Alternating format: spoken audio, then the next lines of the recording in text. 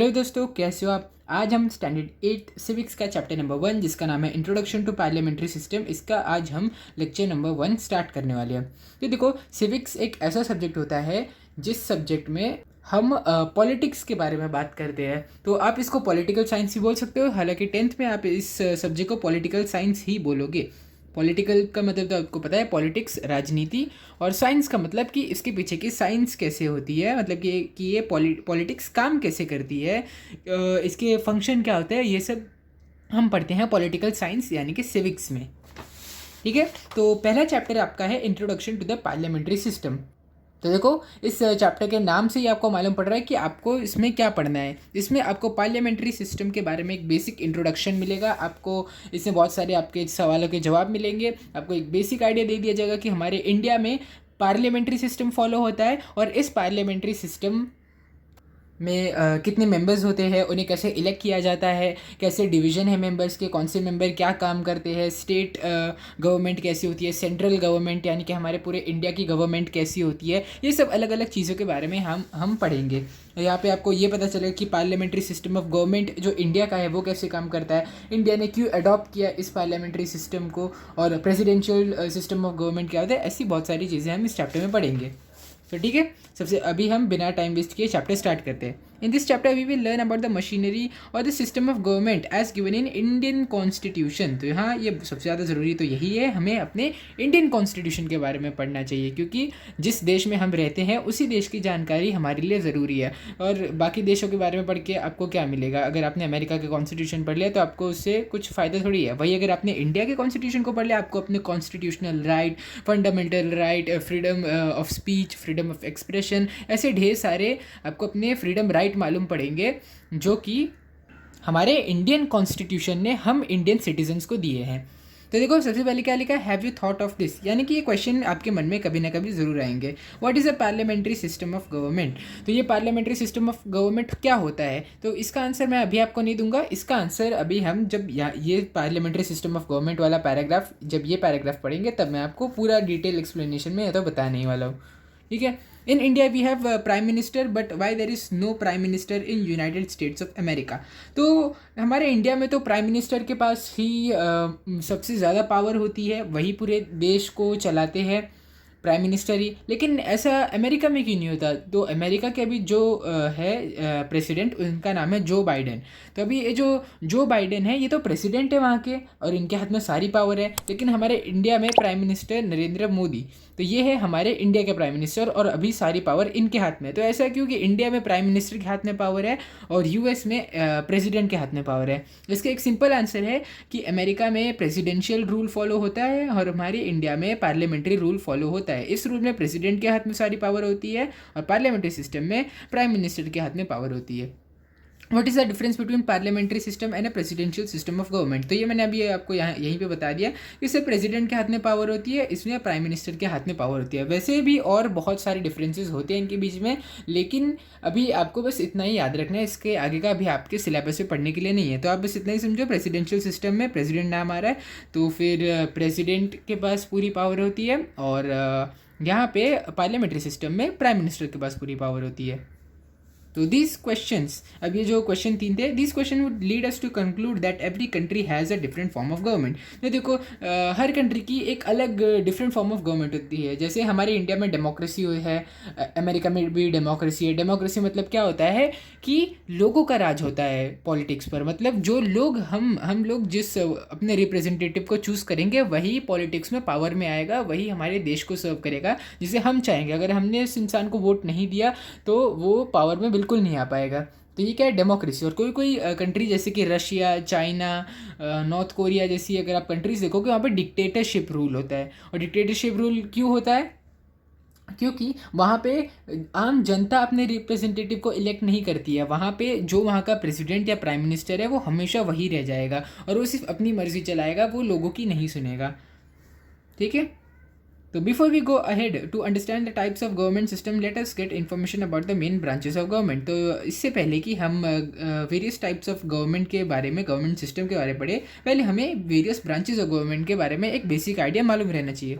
The function of legislature is to make laws. तो अभी legislature क्या होता है? लेजिस्लेचर होता है पॉलिटिक्स में एक ऐसा ग्रुप ऑफ पीपल जिसके पास पॉलिटिकल पावर है कि वो अलग अलग rules, regulations, laws, different laws वो सब पास कर सके। इसको आप शॉर्ट में ये बोल सकते हो कि ग्रुप ऑफ पीपल, देखो इसका आप लिख सकते हो group of people in political party, और वो पॉलिटिकल पार्टी जो कि पावर में है टू मेक चेंजेस। मतलब कि ये वो ग्रुप ऑफ पीपल है हमारे गवर्नमेंट पार्लियामेंट्री सिस्टम का, ये वो ग्रुप ऑफ पीपल है जो कि वेरियस चेंजेस हमारे मतलब वेरियस टाइप्स ऑफ चेंजेस पास कर सकते हैं। तो मान लो अभी जो जीएसटी है ये किस लेजिस्लेचर ने पास करवाता है? ये वही लेजिस्लेचर है, यानी कि वही ग्रुप ऑफ पीपल है जो कि वो टाइम पे पावर में थी। तो ऐसे ही ये लोग जीएसटी और वेरियस टाइप्स ऑफ लॉज जो कि पास होते हैं वो यही लेजिस्लेचर करवाते हैं। The executive implements the law and judiciary provides justice. तो अभी एग्जीक्यूटिव क्या है? ये वो ग्रुप ऑफ पीपल है जो कि मैनेज करती है हर चीज़ को, यानी कि अगर सरकार ने जीएसटी लागू कर दी तो वो सही से लागू हो रही है, हर जगह सही से काम कर रही है, और उसके मैनेजमेंट में क्या प्रॉब्लम आएगी ये सब देखना हमारे एग्जीक्यूटिव्स यानी कि वो ग्रुप ऑफ पीपल जो कि ये सब मैनेज करते हैं उनका काम है। और जुडिशरी तो आपको पता ही है, हमारा कोर्ट, हमारा state court, high court, supreme court, ऐसे ढेर सारे कोर्ट्स होते हैं जो कि लोगों को जस्टिस प्रोवाइड करते हैं। अगर वो जस्टिस किसी इंसान को नहीं मिली तो वो सुप्रीम कोर्ट तक भी जा सकता है हमारी अपनी जस्टिस के लिए। ठीक है, आगे देखते हैं the function of these organs, their jurisdiction and limitation on their power and inter relationship between these organs are decided by the constitution.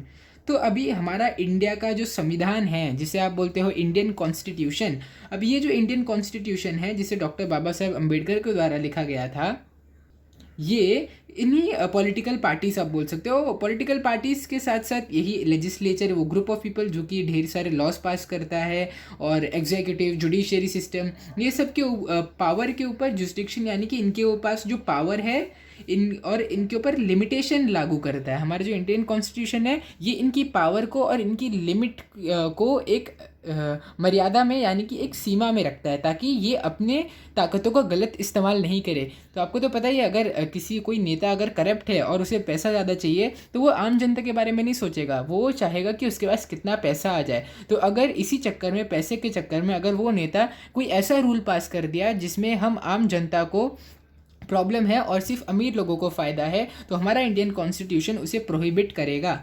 और इसी कॉन्स्टिट्यूशन को लेकर हम जा सकते हैं कोर्ट में, ताकि कोर्ट इन पॉलिटिकल जो लीडर्स है इनके अनजस्ट और ऐसे रूल्स जो कि नाइंसाफ़ी करते हैं आम जनता के साथ, ऐसे रूल्स को वो पास नहीं करने देगा हमारा कोर्ट। ठीक है, it is the nature of their inter relationship that determines the system of government. तो अभी एक जो हमारा government adopted in a particular country, तो अभी ये जो एग्जीक्यूटिव है, फिर जुडिशरी सिस्टम है, लेजिस्लेचर है, कॉन्स्टिट्यूशन है, अब ये सारी चीज़ों का, यानी ये सारे ऑर्गन्स है हमारे गवर्नमेंट सिस्टम के ऑर्गन्स है।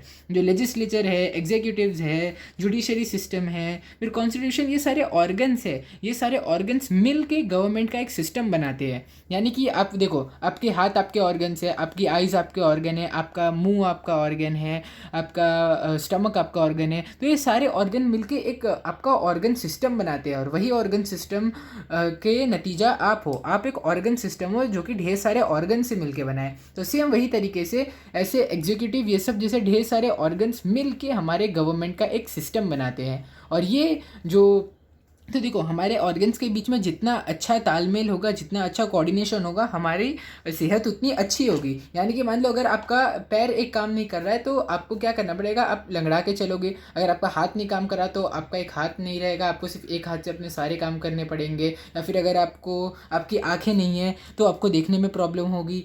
तो देखो, ऐसे ही अगर किसी भी एक ऑर्गन में, गवर्नमेंट में भी किसी भी एक ऑर्गन में अगर खराबी आ गई, यानी कि अगर वो सही से काम नहीं किया, तो इसका असर हमारे पूरे गवर्नमेंट सिस्टम पे पड़ता है। ठीक वैसे ही जैसे अगर आपका कोई भी एक ऑर्गन काम नहीं किया तो आपके पूरे शरीर पे इफेक्ट पड़ता है। There are two main types of government system followed. तो दो मेन तरीके के गवर्नमेंट सिस्टम होते हैं, एक होता है पार्लियामेंट्री सिस्टम जो कि इंडिया में फॉलो होता है, और प्रेसिडेंशियल सिस्टम जो कि यूएस में फॉलो होता है। तो अभी हम पार्लियामेंट्री सिस्टम के बारे में पहले देखते हैं। The parliamentary system of government developed primarily in England. तो अभी आपको तो पता ही है कि साल 1947 से हम ब्रिटिशर्स के यानी कि इंग्लैंड वालों के कब्जे में थे। तो कैसे कैसे इंग्लैंड ने हमारे ऊपर कब्जा किया, इसके बारे में मैंने आपको चैप्टर 2 में डिटेल में एक्सप्लेन किया है। तो अब क्योंकि ये इंग्लैंड वाले साल 1947 से पहले हमारे ऊपर आके राज करने लगे थे, तो ऐसा नहीं था कि हमने सिर्फ इनसे गुलामी की है, बल्कि हमने इनसे कई सारी यूज़फुल चीज़ें भी सीखी है जो कि आज हमारे बहुत काम आती है। तो उसके उदाहरण के तौर पे हमारा पार्लियामेंट्री सिस्टम, तो ये पार्लियामेंट्री सिस्टम हमने इन इंग्लैंड वालों से सीखा है। पहले ये जो सिस्टम था, इसका जो मतलब एस्टैब्लिशमेंट हुआ था ऐसा पार्लियामेंट्री सिस्टम, ये सबसे पहले इंग्लैंड में बना था। In England the constitution is an unwritten constitution. तो अभी जो इंग्लैंड का कॉन्स्टिट्यूशन है ये कोई लिखित में अवेलेबल नहीं है। इंग्लैंड का कॉन्स्टिट्यूशन लिखित में अवेलेबल नहीं है, इसे बस लोग मानते हैं। लेकिन हमारा जो कॉन्स्टिट्यूशन इंडिया का है वो अगर आप देखने जाओगे एकदम बड़ी सी बुक है, उसके अंदर हमारा पूरा कॉन्स्टिट्यूशन लिखा गया है। The governance is carried out in accordance with the tradition and custom and convention। तो अभी ये लोगों के बिलीफ के ऊपर चलता है। यहाँ का जो गवर्नेंस होता है लोगों के और सबके बिलीफ कोऑर्डिनेशन के ऊपर चलता है। The British parliament is an institution that has evolved over a period of time. तो अभी जो ब्रिटिश पार्लियामेंट है वो उसमें काफ़ी ज़्यादा हमें एवोल्यूशन देखने को मिला है इस इंग्लैंड के सिस्टम से, इस इंग्लैंड के सिस्टम के कंपैरिजन में। The parliamentary system of government having its roots in parliament is considered as a contribution of England। तो अभी ये जो पार्लियामेंट्री सिस्टम जो कि दुनिया के कई सारे देशों में यानी कि दुनिया के ज़्यादातर देशों में पार्लियामेंट्री सिस्टम फॉलो होता है। तो अभी इसकी जो जड़ें है, जो रूट है पार्लियामेंट की, इसका हम कंट्रीब्यूशन किसे देते हैं? इंग्लैंड को देते हैं, क्योंकि सबसे पहले तो इंग्लैंड में ही हुआ था पार्लियामेंट्री सिस्टम का डेवलपमेंट, तो इसीलिए इसका कंट्रीब्यूशन इंग्लैंड को जाता है। India is adopted this parliamentary system. तो हम इंडियंस जो थे आज़ादी के बाद, हमने भी इनका ही पार्लियामेंट्री सिस्टम को अडॉप्ट किया है। We can see some broad similarities in the parliamentary system of England and parliamentary system of India। तो ऑब्वियस सी बात है हमें सिमिलैरिटीज़ देखने को ही मिलेंगी, क्योंकि हमारे जो फ्रीडम फाइटर्स वो टाइम के थे उन्होंने इंग्लैंड के ही पार्लियामेंट्री सिस्टम से अडॉप्शन लिया था हमारे इंडिया के पार्लियामेंट्री सिस्टम को बनाने के लिए। तो ऑब्वियस सी बात है कि हम दोनों में बहुत ज़्यादा सिमिलैरिटीज़ देखने को मिलेगी। किन दोनों में? हमारे इंग्लैंड में और इंडिया के पार्लियामेंट्री सिस्टम में। क्योंकि इंग्लैंड में भी अगर आप देखोगे तो जो प्राइम मिनिस्टर होता है उसके पास सबसे ज़्यादा पावर होती है, प्रेसिडेंट से भी ज़्यादा पावर प्राइम मिनिस्टर के पास होती है। तो सेम वही इंडिया में भी होता है। But when looked at an institutional level the Indian parliamentary system is different in its content. तो देखो फंडामेंटल सिमिलैरिटीज़ तो आपको देखने को मिल जाएगी, लेकिन अगर आप अंदर एकदम अच्छे से डीप में हमारे इंडियन कॉन्स्टिट्यूशन को स्टडी करोगे तो हमें आपको कुछ ना कुछ ये डिफरेंसेस देखने को मिलेंगे। Let us understand the characteristic of Indian parliamentary system of government in India. तो अभी हम थोड़ा डिटेल में पढ़ने वाले हैं हमारे इंडियन पार्लियामेंट्री सिस्टम को। The parliamentary system is a system of governance. हाँ, तो ये गवर्नेंस का ही सिस्टम है, ये हमें पता है। The legislature of central government is known as the parliament. तो अभी जो सेंट्रल गवर्नमेंट यानी कि जो मेन हमारे इंडिया की जो मेन गवर्नमेंट है जो पूरे इंडिया को संभालती है, उसके लेजिस्लेचर का मीनिंग मैंने आपको बता दिया। वो ग्रुप ऑफ पीपल जिसके अंदर पावर होती है ढेर सारे रूल्स, रेगुलेशन, लॉज पास करने की, ठीक है, तो is known as the parliament. तो अभी ये वो ग्रुप ऑफ पीपल जो कि सारे लॉज बनाता है, सारे बिल्स पास करता है और ढेर सारे रूल्स एंड रेगुलेशंस बनाता है, वो ग्रुप ऑफ पीपल हमारे पार्लियामेंट को रिप्रेजेंट करता है। हमारे पार्लियामेंट में क्या होते हैं? लोकसभा और राज्यसभा के मेंबर्स होते हैं, और वही मेंबर्स हमारे इंडियन पार्लियामेंट को रिप्रेजेंट करते हैं। तो मैंने एकदम स्लो में बताया ताकि आपको अच्छे से पता चले। यहाँ पे थोड़ा घुमा के बोला गया है कि पार्लियामेंट को रिप्रेजेंट कौन करता है? ये वही ग्रुप ऑफ पीपल पार्लियामेंट को रिप्रेजेंट करते हैं। The Indian parliament is composed of president, Lok Sabha, Rajya Sabha. तो लोकसभा हमारे स्टेट लेवल पे होती है, राज्यसभा स्टेट से थोड़ा नीचे होती है, और प्रेसिडेंट तो हमारा मेन होता है जो कि ढेर सारे लोगों को इलेक्ट करता है। The members of Lok Sabha are directly elected by the people. तो अभी जो लोकसभा के मेंबर्स है इसे डायरेक्टली आम जनता इलेक्ट करती है। The number of members in the house is fixed. तो अभी हमारे लोकसभा में जितने भी मेंबर्स होंगे वो हमेशा फिक्स्ड होंगे। ऐसा नहीं है कि अगर इस साल लोकसभा में 546 मेंबर्स है तो ऐसा नहीं होगा कि अगले साल 600, फिर उसके अगले साल 700, 800, 900, ऐसे नहीं होगा। पॉपुलेशन चाहे बढ़े या कम हो, हमारे जो लोकसभा के मेंबर्स है वो हमेशा फिक्स्ड रहेंगे। Elections to Lok Sabha are held at regular intervals. तो जो लोकसभा के मेंबर्स होते हैं ये कभी भी परमानेंटली नहीं होते हैं, हमें रेगुलर इंटरवल यानी कि 4-5 सालों के बीच में हम इलेक्शंस करवाते रहते हैं ताकि ये लोग अपनी जगह से हटे और नए लोगों को भी मौका मिले हमारे देश को सर्व करने का। All political parties contest these election. तो आप जितनी भी पॉलिटिकल पार्टीज जानते हो जैसे कि कांग्रेस, बीजेपी, तृणमूल कांग्रेस, आम आदमी पार्टी, फिर और भी बहुत सारी पॉलिटिकल पार्टीज है जिन्हें आप जानते हो, वो इन्हीं इलेक्शंस के लिए कॉन्टेस्ट करते हैं। The party which gets more than half of the seat is considered as the majority party.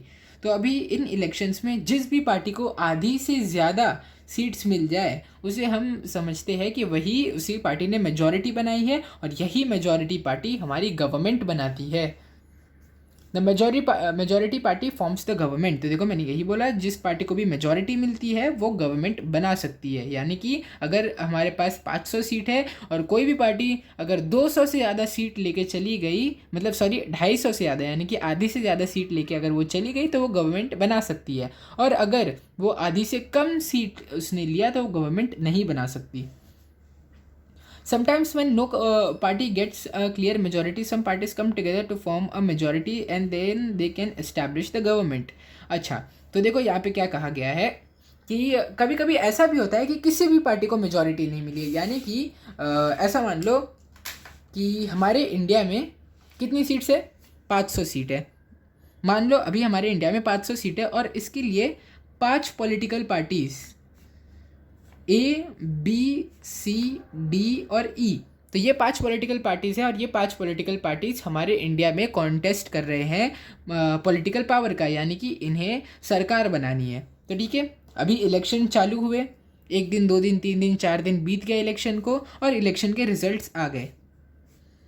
तो अब देखो, मान लो ए को मिले हैं 100 सीट, बी को भी मिल गई है 100 सीट, सी को मिल गई है 50 सीट, डी को भी मिल गई है 50 सीट। तो अभी कितनी सीट्स बची, 100 300 सीट हो गई। हाँ, और हमारे ई को मिल गई 200 सीट।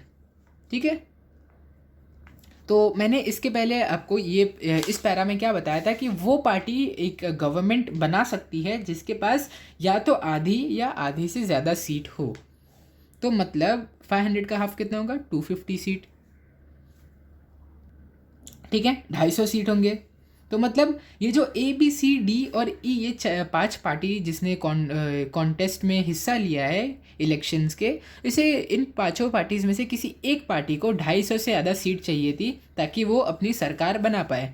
ठीक है, लेकिन जब इलेक्शंस का रिजल्ट आया तो लोगों की चूज एकदम डाइवर्स थी। लोगों ने अलग अलग लोगों को वोट दिया, कोई भी जनता सिर्फ एक पॉलिटिकल पार्टी को वोट नहीं दी। ए को मिला 100, इसको भी 100, 50, 50 और 200। तो अभी तो कोई भी गवर्नमेंट नहीं बना सकता है। लेकिन हमारे इंडियन कॉन्स्टिट्यूशन ने एक और ऑप्शन दिया है इन पार्टीज़ को कि कोई भी 2 पार्टी मिलकर, 2 या 2 से ज़्यादा पार्टीज मिलकर अगर मेजॉरिटी हाफ से ज़्यादा बना पा रही है तो वो पार्टीज़ मिलकर गवर्नमेंट बना सकती है। मान लो कि डी और ई साथ में आ गए, इन्होंने गठबंधन कर लिया अपना। आजकल के इलेक्शन में गठबंधन के बारे में तो बहुत कुछ सुना होगा। तो पार्टी डी और ई ने गठबंधन कर लिया, यानी कि अपने अलायंस में आ गए। तो डी ने इससे बात किया, बोला कि मुझे तुम 4-5 स्टेट्स का हिस्सा दे दो और मैं तुम्हें अपनी 50 सीटें दे दूंगा ताकि हम पूरी मेजॉरिटी आधी सीट की कर पाए, फिर हम सरकार बना लेंगे। तो ई भी मान गया और ये दोनों मिलके अपनी जो सरकार थी उसे फॉर्म कर लेते, क्योंकि ये दोनों को अगर आप ऐड करोगे तो टोटल होगा 250 का और 250 सीट से ये मेजॉरिटी बना सकती है। तो ठीक है, जब ऐसा टाइम आता है कि कोई भी पार्टी को मेजॉरिटी नहीं मिलती तो 2 या 2 से ज़्यादा पार्टीज मिलकर वो काम कर सकती है। This kind of a government is known as a coalition government. Coalition का मतलब ही होता है गठबंधन। तो ये गठबंधन वाली गवर्नमेंट होती है। In this way, the candidates directly elected. In this way, candidates directly elected by people become the members of legislature, and the party in majority gets a chance to form the government. तो इसी तरीके से जो आम जनता को candidate वो लोग होते हैं जो किसी भी इलेक्शन में खड़े होते हैं, तो इसी तरीके से जो आम जनता होती है वो अपने कैंडिडेट्स यानी अपने रिप्रेजेंटेटिव को चूज़ करती है और वही लेजिस्लेचर के मेंबर बनते हैं, और जो पार्टी मेजॉरिटी वोट से जीती होती है इलेक्शन वो सरकार बनाती है। ठीक है, लेजिस्लेचर तो मैं आपको बहुत बार मीनिंग बता चुका हूँ, वो ग्रुप ऑफ पीपल जो कि पावर में रहती है हर रूल्स और रेगुलेशंस लाने के। The leader of majority party becomes the prime minister. तो देखो अभी जो मेजॉरिटी पार्टी है उसका कोई भी एक अगर मेजॉरिटी पार्टी अगर बन गई तो उसका जो मेन लीडर होगा वो बनता है प्राइम मिनिस्टर। और वही अगर दो पार्टीज़, अगर ये डी और ई दो पार्टीज़ अगर साथ में मिल गई तो इन पार्टीज़ में जिसका सबसे ज़्यादा जिसके पास सीट्स होंगी उनका मेन लीडर बनेगा प्राइम मिनिस्टर। ठीक है, she selects candidates for ministerial positions among her colleagues। तो अभी क्या होगा, जो लेजिस्लेचर के जो मेंबर्स होंगे वो इन्हीं दो पार्टीज़ या फिर अगर कोई एक पार्टी मेजॉरिटी में आई तो उन्हीं पार्टी के मेंबर्स भी लेजिस्लेचर के आगे जाके मेंबर बनते हैं। वही प्राइम मिनिस्टर अपने पार्टी के लोगों को ही चूज़ करेगा। ऑब्वियस सी बात है कि अगर वो प्राइम मिनिस्टर बना तो वो अपने ही लोगों को चूज़ करेगा, वो किसी और पार्टीज़ के लोगों को चूज़ नहीं करेगा। The Prime Minister and the Council of Ministers chosen by Prime Minister together form the executive। तो देखो हमारा जो प्राइम मिनिस्टर होते हैं, मेन प्राइम मिनिस्टर, ये तो इलेक्शन के बाद बनते हैं, और काउंसिल ऑफ मिनिस्टर, ये जो काउंसिल ऑफ मिनिस्टर है इन्हें हम इलेक्ट नहीं करते, इन्हें प्राइम मिनिस्टर खुद इलेक्ट करते हैं अपनी खुद की पार्टी से। तो देखो यहाँ पे लिखा है council of minister chosen by the prime minister together form the executive. तो अभी ये जो मैनेजर्स होते हैं जो हर काम को मैनेज करते हैं, हर रूल्स और रेगुलेशंस को मैनेज करते हैं, ये इनके ही ग्रुप को हम बोलते हैं एग्जीक्यूटिव। तो अभी यही एग्जीक्यूटिव के मेंबर कौन है, हमारे प्राइम मिनिस्टर और वो काउंसिल ऑफ मिनिस्टर जिन्हें खुद प्राइम मिनिस्टर ने इलेक्ट किया है। In the parliamentary system of government, हाँ तो ये देखो पार्लियामेंट्री सिस्टम ऑफ गवर्नमेंट का ये मीनिंग होता है। ठीक है, अगर आपसे कोई एकदम सबसे बड़ा डिफरेंस पूछ देगी क्या है पार्लियामेंट्री सिस्टम ऑफ गवर्नमेंट में डिफरेंस, तो आप यही बोलोगे कि हमारे प्राइम मिनिस्टर और काउंसिल ऑफ मिनिस्टर जो कि खुद प्राइम मिनिस्टर के द्वारा सिलेक्ट किए जाते हैं वो बनाते हैं एग्जीक्यूटिव, और यही होता है हमारे पार्लियामेंट्री सिस्टम में। इन parliamentary system the executive has dual responsibility. तो अभी जो पार्लियामेंट्री सिस्टम होता है इसमें एग्जीक्यूटिव वही group of people, council of minister और प्राइम मिनिस्टर, इनके पास दो रिस्पॉन्सिबिलिटी होती है। As an executive they have to implement the law. तो इन्हें जो भी लॉज रूल्स रेगुलेशन नए नए सरकार पास करती है उन्हें तो मेंटेन करना है और उनका इम्प्लीमेंटेशन यानी कि उन्हें लागू तो करना ही है, साथ ही साथ उन्हें क्या करना है हम यहाँ पे देखते हैं। As they the members of legislature they also have to fulfil responsibilities of legislature. तो अब क्योंकि ये सिर्फ एग्जीक्यूटिव नहीं है, ये लेजिस्लेचर भी है, यानी कि इन्हें सिर्फ मैनेज नहीं करना है, अपने जो लॉज इन्होंने पास किए उसे इम्प्लीमेंट और मैनेज नहीं करना है, बल्कि इन्हें इन रिस्पॉन्सिबिलिटीज़ को भी अपने हाथ में लेनी है जो प्रॉब्लम आ सकती है इन लॉज को पास करने के बाद। तो ऐसा नहीं है कि ये बस लॉज को इन्होंने इम्प्लीमेंट कर दिया और छोड़ दिया, वो लॉ जनता के हित में हो या जनता को फ़ायदा करे नुकसान करे उनसे कोई मतलब नहीं, ऐसा नहीं। उन्हें इस लॉ को के बारे में जनता से भी पूछना पड़ता है और हमेशा उनके हक में लॉस पास करने रहते हैं, क्योंकि ये सिर्फ एग्जीक्यूटिव नहीं बल्कि लेजिस्लेचर के भी मेंबर यही होते हैं, हमारे prime minister of council of ministers. The prime minister council of minister is responsible to legislature for all their action and policies. तो देखो अब जो हमारे प्राइम मिनिस्टर और काउंसिल ऑफ मिनिस्टर्स है, ये मैंने आपको पहले ही बता दिया है कि यही हमारे लेजिस्लेचर के लिए रिस्पॉन्सिबल है। जो भी ये एक्शंस और पॉलिसीज़ जो हमारा लेजिस्लेचर पास करता है तो इसका जो भी रिज़ल्ट होगा, यानी कि आप बोल सकते हो कि इसका जो भी परिणाम होगा इसके रिस्पॉन्सिबल कौन होंगे, हमारे प्राइम मिनिस्टर और council of ministers. It means that the council of minister has to work with legislature. तो इसका यही मतलब हुआ कि जो लेजिस्लेचर के साथ ही इन मिनिस्टर्स को काम करना पड़ेगा। It is for this reason that the parliamentary system is known as responsible system of government. तो इसीलिए क्योंकि सारी रिस्पॉन्सिबिलिटीज़ हमारे प्राइम मिनिस्टर और काउंसिल ऑफ मिनिस्टर्स पे होती है, चाहे वो एग्जीक्यूटिव की हो गई, वो लेजिस्लेचर की हो गई, या फिर चाहे वो रूल को पास करने की हो गई, रूल को इम्प्लीमेंट करने की हो गई, या फिर रूल से जुड़ी हुई प्रॉब्लम्स के हल करने से हो गई। सारी की सारी रिस्पॉन्सिबिलिटी हम इन्हीं कैंडिडेट्स पर डालते हैं जिन्हें हमने और प्राइम मिनिस्टर ने इलेक्ट किया है। तो इसीलिए हम इस सिस्टम को रिस्पॉन्सिबल सिस्टम भी बोलते हैं, क्योंकि इसमें बहुत सारी रिस्पॉन्सिबिलिटीज़ होती है इन कैंडिडेट्स के ऊपर। Another distinct characteristic of parliamentary system of government is collective responsibility. यही कलेक्टिव रिस्पॉन्सिबिलिटी के बारे में हमने अभी पढ़ा, अभी हम आगे और देखते हैं। Decision taken by any ministry department is considered as a decision of government. तो देखो, अभी कोई भी मिनिस्ट्री ऑफ या फिर डिपार्टमेंट ऑफ गवर्नमेंट ने एक रूल अगर या फिर कोई भी डिसीजन ले लिया तो उसे हम पूरी सरकार का डिसीजन मानते हैं। The entire council of minister is responsible for decision. तो ऐसा नहीं है कि एक छोटे से एरिया के लोगों ने अपना एक डिसीजन बना दिया और उसे पास करवा दिया। ये जो डिसीजन है ये काउंसिल ऑफ मिनिस्टर्स के पास जाएगा, और अगर वो इसे खुद सॉल्व करके अगर ये भेज पा रहे, यानी कि इस जो डिसीजन है अगर वो उन्हें वैलिड लगा तो ये खुद उसे सॉल्व करके पास कर देंगे। लेकिन अगर ये उन्हें वैलिड नहीं लगा तो ये प्राइम मिनिस्टर से भी उसके बारे में बात कर सकते हैं। द एंटायर हाँ, तो ये हमने पढ़ लिया, भी आगे देखते हैं। In the next 2 chapters we will see with example how principle of collective responsibility is brought into practice. तो अगले 2 चैप्टर्स जो कि इस फिजिक्स में बोल रहा हूँ, सिविक्स के होने वाले हैं, इनमें हम वही देखेंगे कि इन जो कलेक्टिव रिस्पॉन्सिबिलिटी होती है इसे असली में प्रैक्टिकली कैसे किया जाता है। चलो देखते हैं अभी आगे क्या दिया है। इन parliamentary system the executive is dependent upon the confidence of legislature in them.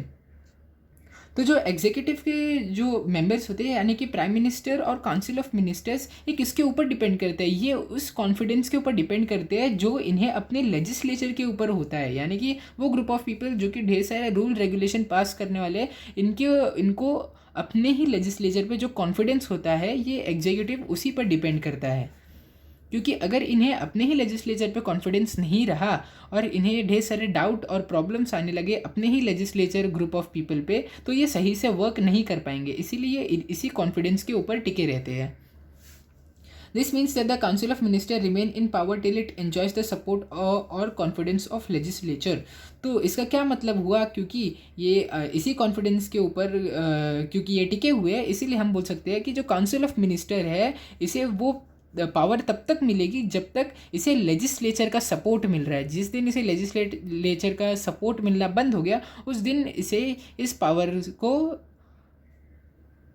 फिर से हमारे कॉन्स्टिट्यूशन को देना पड़ेगा और इलेक्शन फिर से हो सकते हैं उस दिन।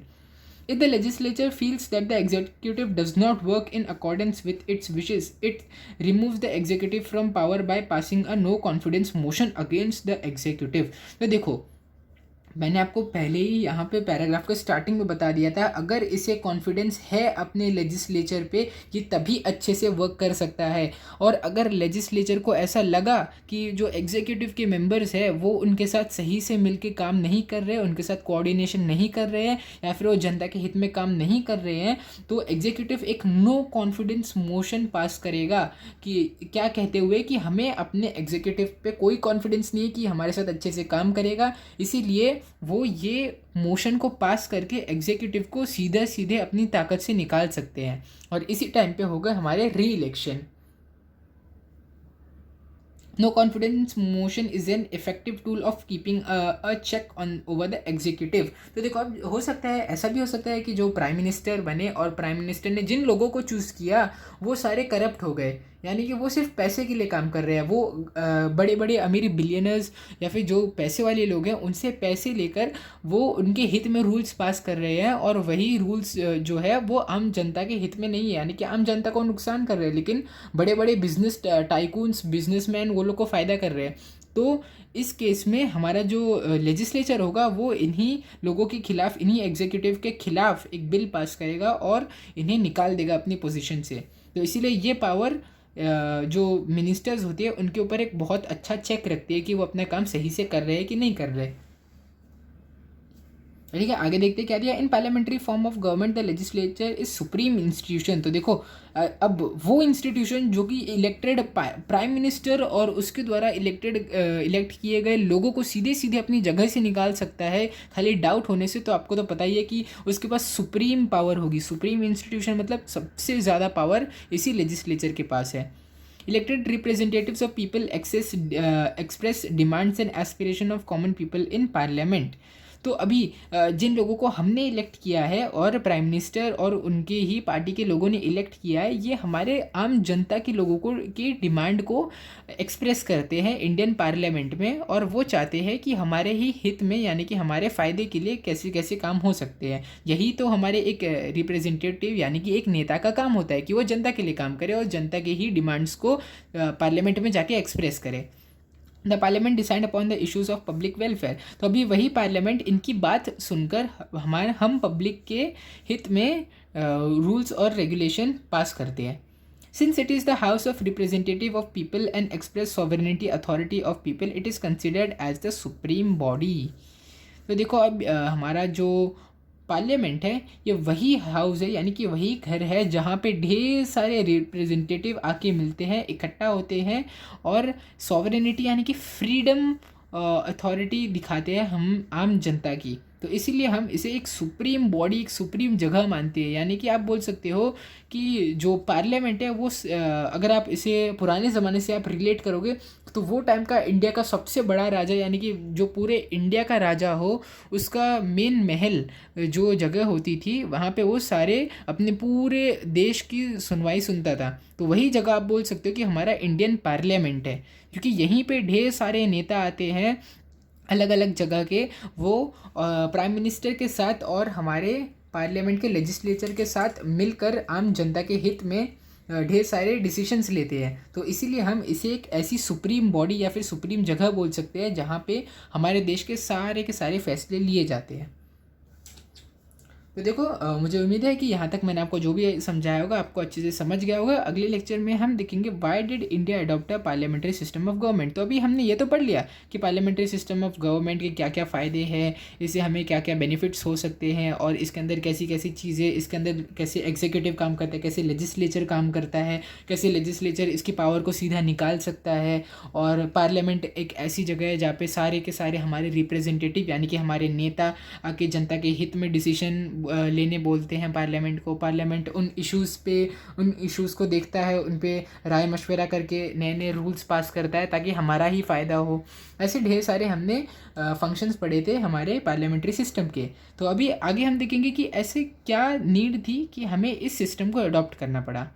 ठीक है, तो मुझे उम्मीद है कि मैंने आपको इस लेक्चर में जो भी समझाया वो बहुत अच्छे से आपको समझा होगा, क्योंकि ये इसमें थोड़ी कॉम्प्लेक्स चीज़ें हैं। पॉलिटिकल साइंस थोड़ी कॉम्प्लेक्स होती है, तो इसीलिए मैंने आपको जितना हो सके उतना आसान तरीके से आपको नॉर्मल एग्जांपल दे देकर समझाया है। ये इसमें मैं आपको बहुत डिटेल में भी एक्सप्लेन कर सकता था, लेकिन जितना आपकी बुक में दिया है आपको उतना ही पढ़ना है। अगर आपकी टीचर और डिटेल में एक्सप्लेन कर रही है तो हो सकता है वो आपकी नॉलेज के लिए कर रही होगी, लेकिन क्योंकि अभी आपको बस इतना पढ़ना है, सिलेबस वैसे भी आपका बहुत ज़्यादा है, इसीलिए मैं ज़्यादा डीप में नहीं, बस इतना मैं आपको अच्छे से समझा रहा हूँ कि आपको इन लाइन्स का मतलब एकदम अच्छे से समझ जाए और आपको कुछ रटने की ज़रूरत नहीं पड़े। ठीक है, तो अगर आपको ये वीडियो अच्छा लगा तो इस वीडियो को लाइक करो, शेयर करो और चैनल को सब्सक्राइब करो। Thank you.